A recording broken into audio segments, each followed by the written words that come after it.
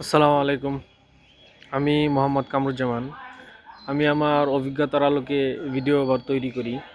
আজকে টপিক হচ্ছে কেন নিজেকে সবসময় অ্যাভেলেবল রাখবেন না। একটা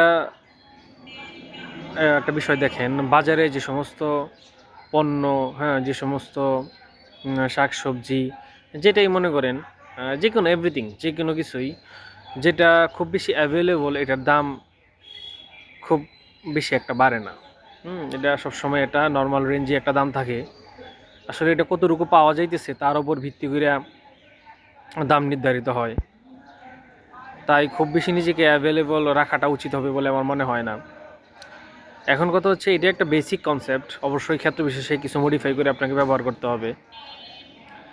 আর আরেকটা গুরুত্বপূর্ণ বিষয় হচ্ছে, এই বিষয়টা অবশ্যই এমন লোকদের সঙ্গে অ্যাপ্লাই করবেন না যারা প্রকৃতপক্ষে আপনাকে মন থেকে ভালোবাসে, আপনাকে অনার করে, এবং আপনি এটা ফিল করেন যে সে আমাকে রিয়েলি ভালোবাসে, আমাকে মহব্বত করে, আমাকে অনার করে।